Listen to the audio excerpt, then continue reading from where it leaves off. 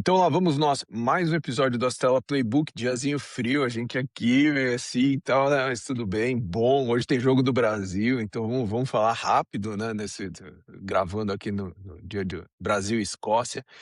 Hoje tenho o orgulho e a honra aqui de ter um dos poucos de Clay do planeta, né, o Rafa estava me contando que esse é um sobrenome que foi inventado pelo avô dele e só tem hoje o pai, o filho e o neto, então, cara, não tem muito chalfão também, mas tem mais. Bora lá, Rafa. Pô, pra quem não conhece, Rafa, founder da Bart, tá cheio de matéria, link, a gente vai falar bastante sobre isso, mas Rafa, se você puder dar uma intro rápida assim, quem é você, como Boa, é que você chegou aqui, e aí a gente pula aí no tema de hoje. animal, animal. Cara, primeiro, obrigado pelo convite. Ouvi muito o Astela Playbook aí ao longo ao longo dos últimos, 10 anos de ecossistema. A gente estava conversando aqui antes, né, que a gente se conheceu, pô, lá atrás eu estava super cru com a minha primeira empresa e era muito referência para mim participar do podcast, assim. Eu lembro O que era sucesso demora 10 anos, cara, é isso mesmo. é, O é. sucesso instantâneo demora 10 anos.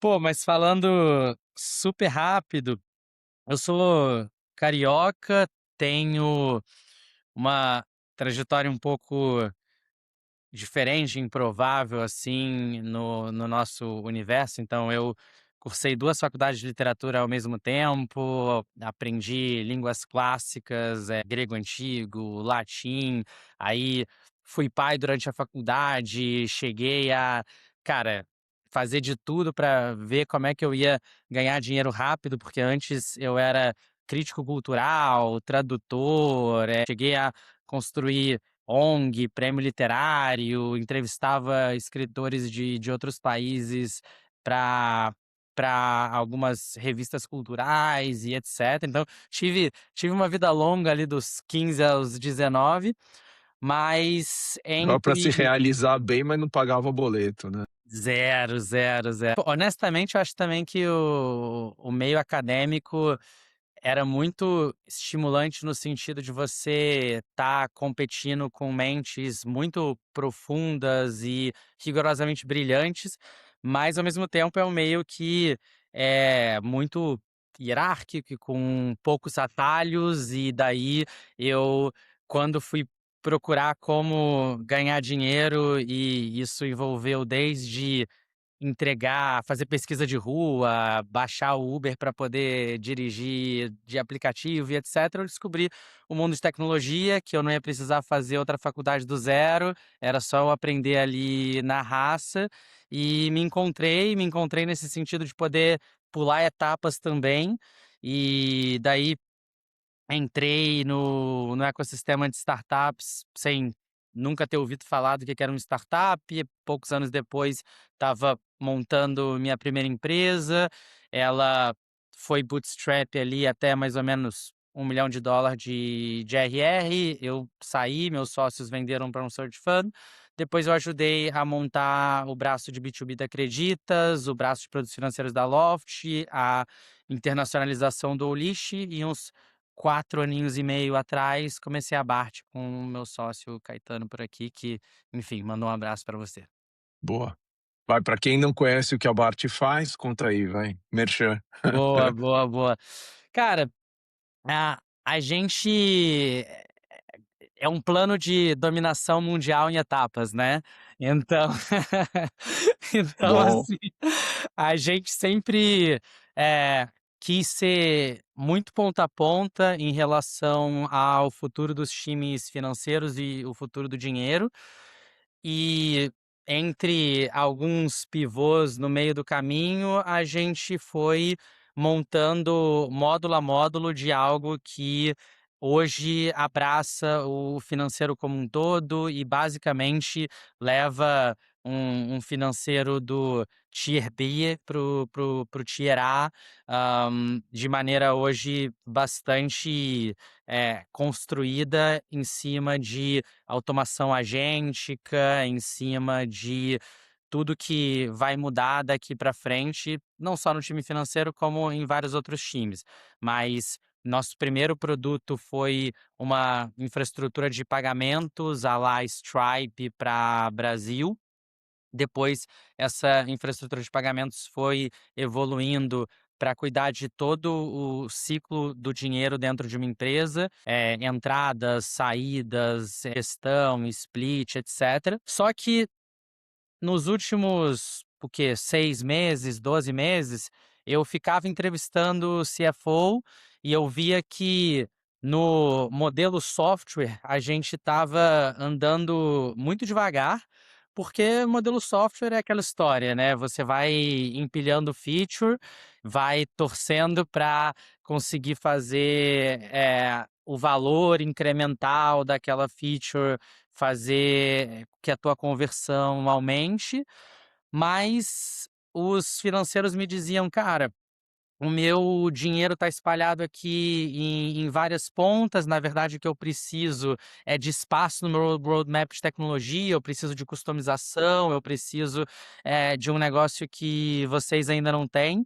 E ainda mais fazendo regulado pelo Banco Central, PCI, com toda uma estrutura de, segurança muito robusta, eu achei que a gente estava andando relativamente lento, e aí a gente olhou para essa frente de AI Services, né, desde o paper da Sequoia, e lançou a nossa frente na qual a gente basicamente coloca um for deploy engineer embarcado dentro de uma empresa, né, um profissional nosso aqui embarcado dentro de uma empresa, e esse cara ele começa a implementar automação agêntica no time financeiro das empresas. Então a gente começa a entender o ponta a ponta desse time, começa a virar um braço direito do CFO com uma profundidade técnica e de engenharia de dados necessária para ele conseguir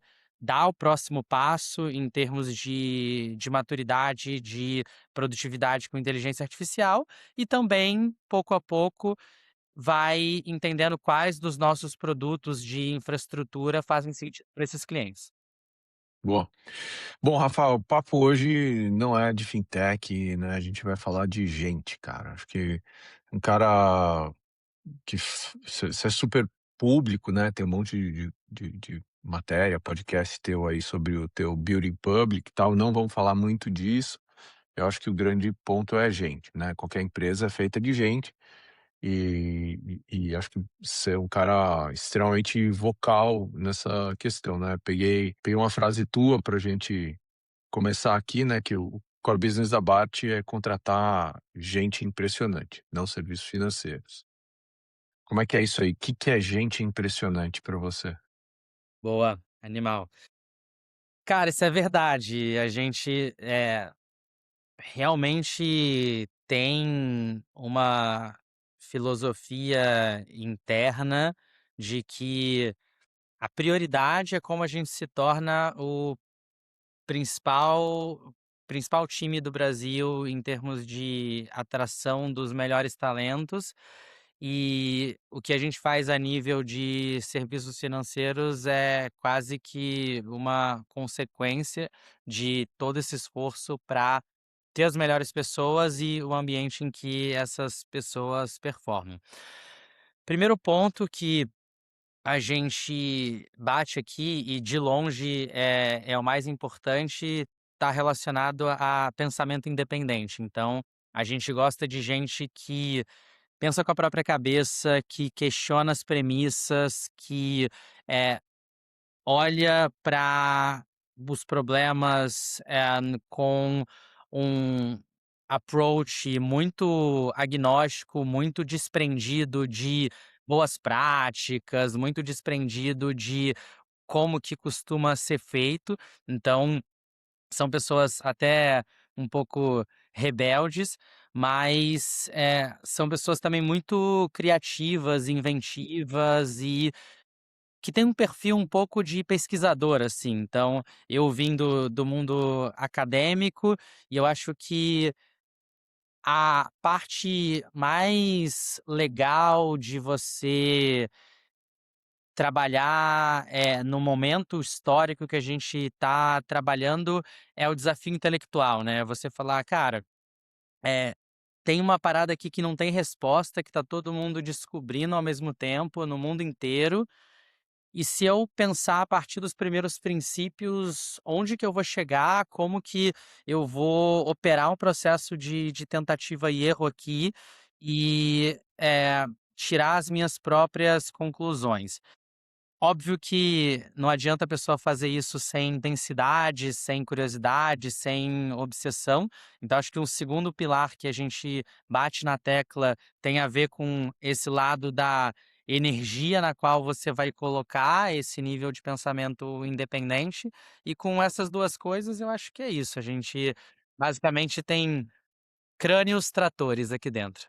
Mas Rafa, vamos lá, vou tentar estruturar isso aí como se fosse um funil de vendas, tá? Uhum, Então, e vou até o churn, né, que é quando tem que demitir. Hã, cara, quando a gente olha topo do funil, né, então, pô, você é um cara super público, super exposto, né, nas redes e tudo mais. Eh, Como é que você faz essa triagem, assim? Porque deve chegar coisa o tempo inteiro, né. uhum, uhum, uhum. Como é que Sim, você faz esse sourcing? Como é que você separa ali? uhum, uhum. Eu vou dar um passo para trás, né.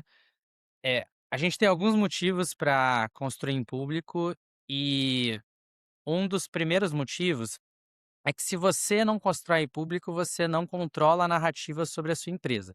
Então você depende da narrativa que os veículos tradicionais eles esperam, que é levante o máximo de rodadas possíveis e diga Se que você dilua um está monte, diga que você está chega lá na frente sem e nada e tá tudo ou certo, é. faça M&As, compre É, outras empresas, é, e é. e isso é sucesso, né. Aham. Então, são critérios de sucesso totalmente perversos e que acabam sendo necessários para você trazer os melhores talentos, se você não está construindo a sua própria narrativa. E aí a gente falou: "Cara, bora construir a nossa própria narrativa, bora parar de, depender dessas notícias, tomar as decisões que são melhores da porta para dentro e mostrar para os melhores talentos que a gente é o lugar certo para trabalhar, porque ele sente que ele entende a minha forma de pensar e ele sente que os critérios de sucesso nos quais a gente acredita são os critérios de sucesso certos para dizer que a gente está construindo uma empresa geracional que pode mudar o mundo, etc, etc. Então, em primeiro lugar, a gente tem um trabalho muito intencional em relação a que narrativa que a gente está construindo. E, cara, isso não é fácil, assim. Isso tem um monte de trade-off de, pô, às vezes eu vou sacrificar o meu posicionamento para investidor para poder privilegiar o meu posicionamento para talento. Às vezes eu vou desagradar os meus clientes, mas eu vou privilegiar o meu posicionamento para talento. Então, existe, eh, um nível de sacrifício em relação a muita coisa que é interessante no curto prazo, clientes, investidores, parceiros, etc, para eu poder trazer as pessoas certas, e as pessoas certas é a minha principal, prioridade do que diz respeito à construção em público. Uma vez que a gente está fazendo isso, a maior parte das melhores pessoas que a gente traz, elas vêm de maneira passiva, só que a gente também faz muito hunting, né. E daí a parte de triagem, ela não é tão difícil não, cara. A gente, A eh origem é um preditor de um bom talento? então, eu acho A que origem do da onde veio, né, a indicação. a gente faz uma espécie de, eh, triagem booleana, assim. Uhum, Então, uhum. o cara ter passado por uma empresa X não é critério, mas ele passou por uma empresa X, Y, Z, já é mais difícil de ser coincidência. E aí nas empresas pelas quais ele passou, ele foi promovido muito rápido, e aí ele teve o próprio business dele, e aí ele, escreveu a respeito uma parada relevante. Então a gente acaba tendo uma série de proxies aqui que o nosso time de recrutamento roda, e o background do meu time de recrutamento é um background de estratégia e empreendedorismo, então são pessoas que pensam de maneira independente sobre recrutamento, triagem, processo seletivo e etc.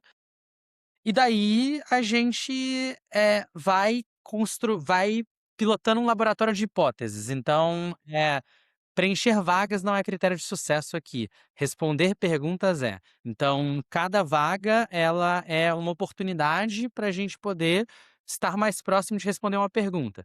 E aí a gente fala assim: "Pô, é, funil generalista, né, pra gente trazer pessoas que, vão assumir uma área que ela nunca tocou antes. Pô, nosso marketing é super conhecido, o cara que toca o meu marketing, ele não tinha background de marketing.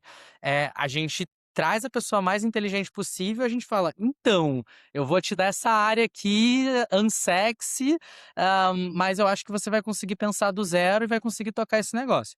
Aí a gente fala: "Não, beleza, esses caras daqui, eles vêm através de posts de LinkedIn, vem através de consultoria de headhunter, vem através de tal, e a gente tem que escrever desse jeito para esse cara chegar, e a gente filtra desse jeito. Então, em resumo, a gente vai, eh, categorizando quais são os padrões dos perfis que a gente precisa, e aí esses padrões, eles nem sempre são por área, nem sempre são por senioridade, a gente vai entendendo qual que é o recorte que faz sentido, e a gente vai retroalimentando os nossos aprendizados nesse laboratório de hipóteses. Fica um pouco abstrato, mas assim, é o que Vocês roda devem aqui. estar acostumados, né. Uhum, Cara, assim, na hora do vamos ver, assim, o processo decisório mesmo, né, uhum. você tem uma vaga objetiva numa Sim, determinada área, eh, você tem lá 2 3 candidatos, assim, que são, assim, falando já do fundo do funil, né, do boa. candidato. Que é o ponto crítico, assim, para você?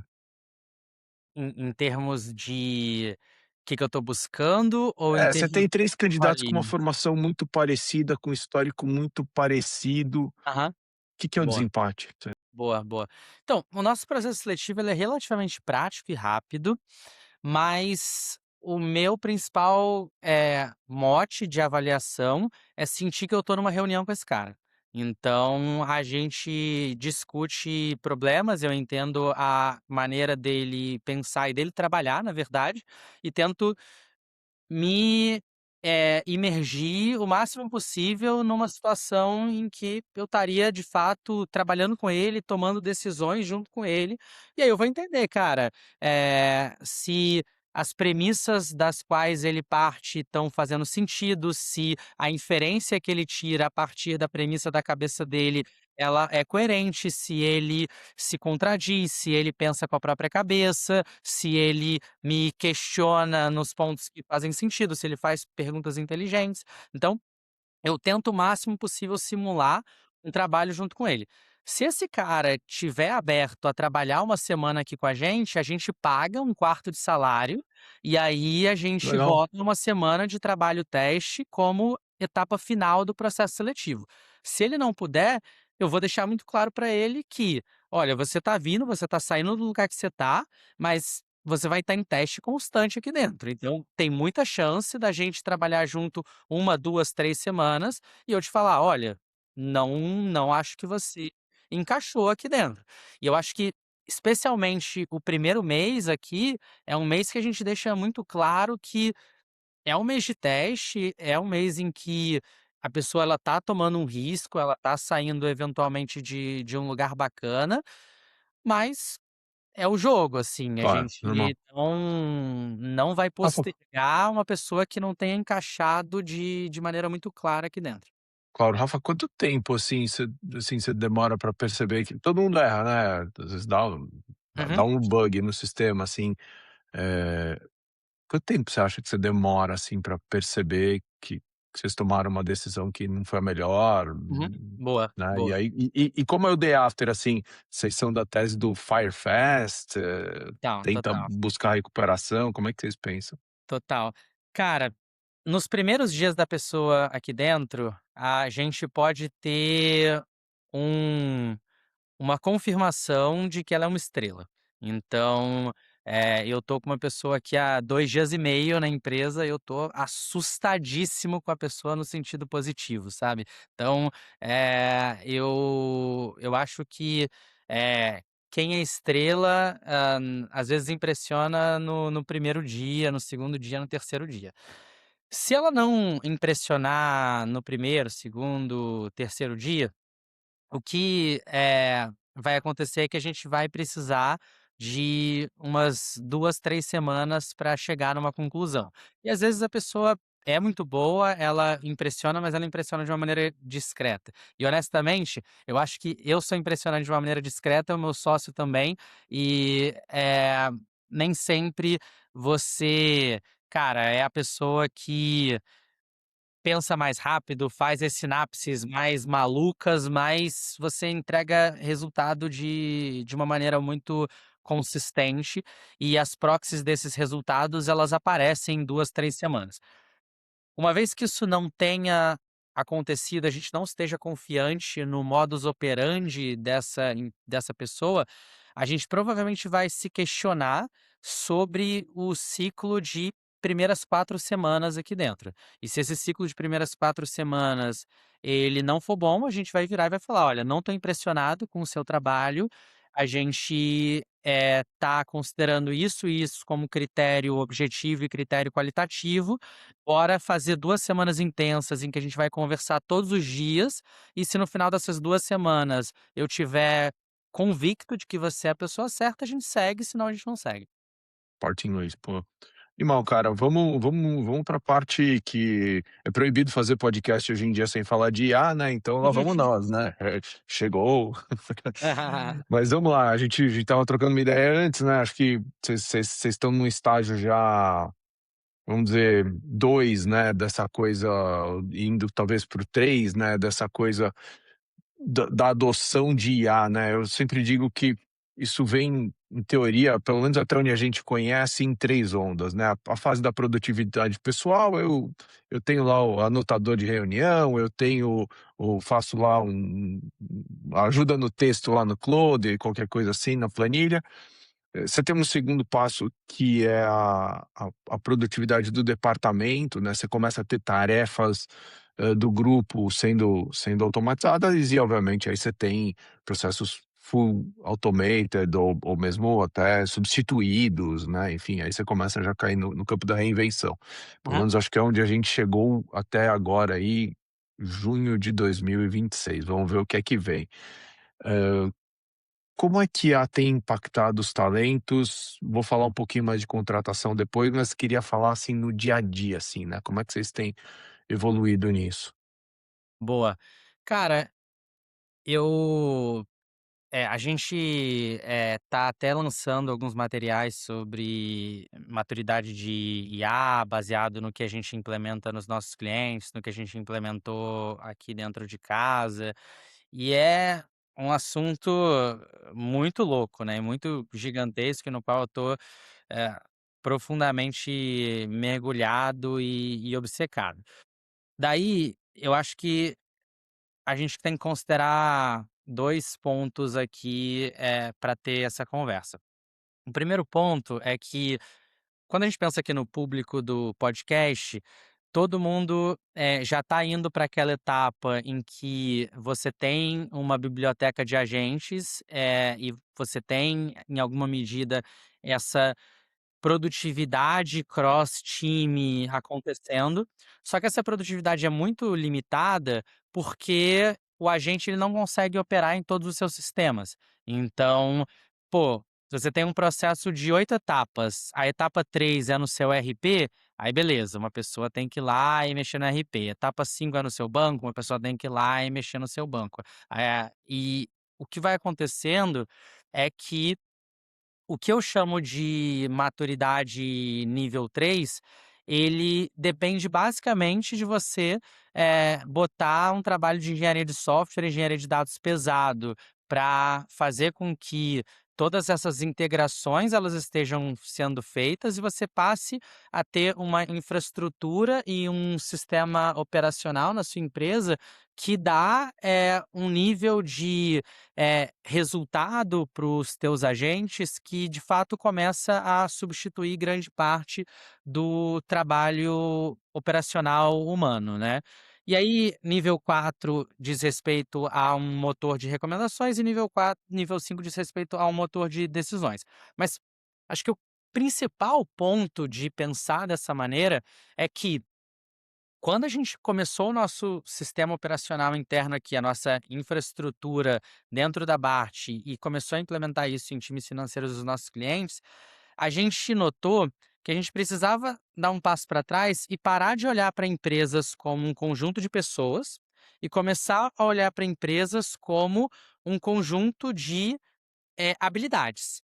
E daí a gente planilha essas habilidades e a gente fala: "Poxa, vamos pegar uma habilidade, específica, fazer follow-up de vendas. Qual que é o nível de complexidade de fazer um follow-up de vendas? Se for um follow-up, viu minha mensagem? O nível de complexidade ele é baixinho e vai ser substituído por um agente. Se o nível do follow-up for, cara, como que eu vou, reaquecer essa negociação que tá fria aqui, etcétera, o nível de sofisticação e o reasoning, etcétera, ele é outro.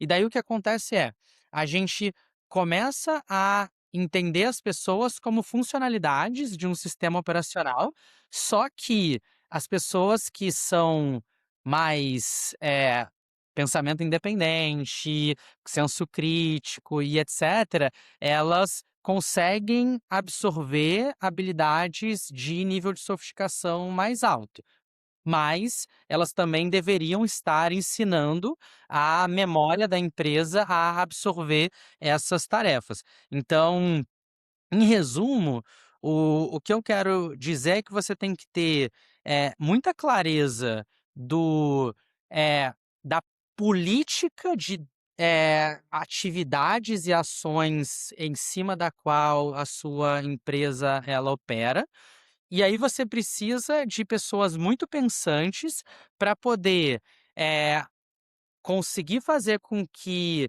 essa política ela esteja, muito clara, os agentes consigam começar a absorver tarefas cada vez mais sofisticadas e essas pessoas elas se tornem, eh construtores, orquestradores e estrategistas junto com, essa camada operacional que para de ser humana. Mas o que você tem que pensar é que cada vez menos você tem um cenário de escassez de capacidade operacional, mas você também tem um cenário de escassez de inteligência analítica. Então, você começa a precisar de pessoas com um nível de abstração de pensamento que elas falam assim: "Porra, uma vez que eu tenho inteligência analítica infinita, qual é a decisão e a estratégia que eu vou desenhar aqui?". Onde dentro da Bart, assim, além, obviamente, da área de tecnologia, de engenharia, que com certeza, Uhum. esses dados são impressionantes do ponto de vista de produtividade, mas onde você tem conseguido os melhores ganhos de produtividade? Quais áreas, quais tarefas? Uhum, uhum, boa. Cara, eu vou falar do meu time financeiro, porque a gente tem um motivo especial, né, para poder olhar para esse time. Naturalmente, a gente tem um motivo especial para olhar para marketing e vendas também, porque todo mundo quer fazer mais dinheiro. Ah, mas, vamos pensar, o processo financeiro tradicional, né. O tempo inteiro estão acontecendo transações na sua empresa, e aí, essas transações, elas têm sempre uma atuação atrasada. Então, ela vai ser, conciliada alguns dias ou semanas depois. Se tiver uma divergência, a pessoa vai atrás dessa divergência, ela vai puxar outra pessoa do time, aí ela vai fazer uma análise, ela vai fazer uma projeção e etcétera. No momento que você tem, 0 escassez de capacidade operacional e capacidade analítica, a cada transação que acontece, esse processo está rodando ao vivo. Então você tem uma projeção de fluxo de caixa que ela acontece em real time, e uma projeção de economics, e uma projeção de margens, e uma projeção de como é que você vai fechar o mês, e você começa a deixar de ter um paradigma, né, onde você, tá sempre olhando para o retrovisor, e você passa a ter um paradigma onde isso, eh, tá sempre atualizado para você tomar decisões para o futuro. Então, essa é uma área que já opera dessa maneira aqui na Bart, porque a gente precisou fazer isso para aprender antes de colocar nos nossos clientes. Animal. Cara, último tema, assim, que é o júnior, né, o cara entrando no mercado de trabalho, assim, né. Muitas das empresas, talvez mais lá fora, mas a gente já começa a sentir aqui no Brasil, começam a mexer na força de trabalho, deixando de contratar os mais jovens, né. E aí, Uhum. se não há mais jovens, não haverão mais sêniores, e aí por aí vai, né. Tudo isso fora, normalmente, um talento que se desenvolve dentro da companhia tende a custar melhor, produzir melhor, enfim, tem N vantagens, né, do que você simplesmente toda hora ir buscar no mercado. Sim. Mas se essa tendência continuar, né, como é que você vê isso, assim? Você já sente isso? Você acha que é uma realidade? Você acha que é um negócio mais pontual, principalmente por causa das big corps ali, que talvez estejam mais assustadas aí com esse movimento? Eu não tenho certeza se eu vejo isso, mas eu tenho certeza que isso é um erro, assim. A gente tem muito estagiário aqui na Bart, e qual que é a tese? É, pensamento crítico não tem tanta relação assim com senioridade. Então, quando a gente olha para a camada que está entrando no mercado, a gente consegue pegar os melhores dos melhores. Essa galera, eh putz, aprende a construir com IA super rápido. Muitas vezes, apesar de, pô, às vezes ser um pouco mais negligente do que alguém com um pouco mais de experiência, esse cara dá um banho de pensamento crítico, de Animal, capacidade animal. analítica em um monte de gente. E esse cara, ele eu tenho certeza que eu consigo trazer os melhores da geração dele, sabe. Então, eh acho que hoje em dia, a minha geração de startups, de modo geral, quer ser muito enxuta em headcount e trabalha com times bastante sêniores. Eu, de modo geral, tenho um share de pessoas bastante sêniores aqui na Bart que é relevante. A gente traz, pô, um monte de brasileiro que está trabalhando nos Estados Unidos de volta para trabalhar aqui com a gente, etc.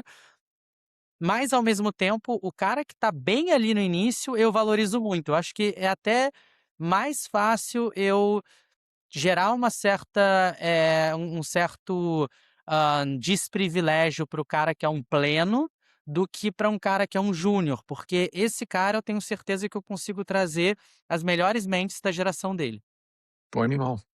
Muito bom. Bom, vamos lá, pra gente acabar aqui, cara. O que você tá lendo? Cara, eu tô lendo um livro de meditação que um membro novo aqui da Bart me passou. Sou, cara, bem conectado com meditação, tenho um treinador particular e etcétera. E aí deixa eu achar o nome desse livro.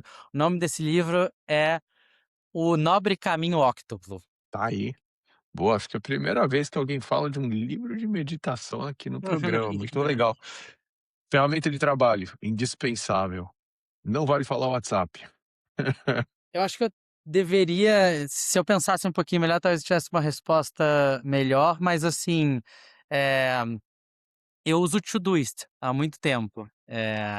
Uso Todoist bastante, uso bastante o Evernote, então Evernote? Ô louco. pois é, No pois é. início do nosso podcast aqui, o pessoal falava bastante, aí depois foi vindo o Notion, tudo, tal. A gente chegava a brincar que a gente devia cobrar patrocínio do Evernote lá atrás. Pois é, pois é. Não, eu tenho apego a essas ferramentas que são muito feijão com arroz, assim. Porque eu acho que tem o seu valor de simplicidade e clareza, sabe? Né. Ah, e tá no DNA, né, já vai, né. Uhum. Rafa, deve ter uma frase que você recebeu de alguém ou você mesmo desenvolveu e que você deve estar repetindo o tempo todo aí pra todo mundo. Que frase é essa? Eu bato muito na tecla, de pensamento agnóstico, assim, então acho que é muito fácil as pessoas falarem assim: "Não, sem dados você não consegue tomar boas decisões". Isso me dá uma preguiça, sabe, eu acho que, toda toda boa conclusão, ela parte de você dominar muito bem as premissas do que você está fazendo, sabe.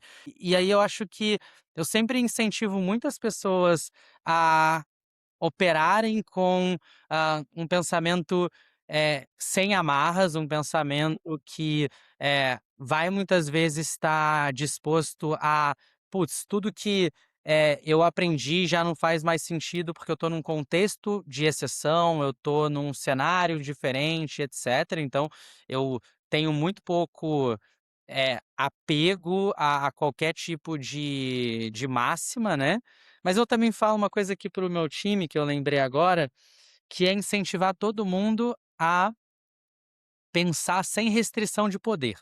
Então, é muito comum as pessoas falarem assim: "Não, eu sou analista de marketing, eu tenho que pensar como analista de marketing". Não, É, você tem que pensar como não. CEO, assim, tipo, pensa que, você tem todo o poder do mundo e aí você decide o que que você quer propor e o que que você vai fazer. Cara, super obrigado pelo papo, acho que super crítico o tema, né, para todo mundo. Para todo mundo que tá aqui ouvindo a gente, vendo no YouTube, essas coisas todas, deixa um like, as coisas todas, tal, e até a próxima.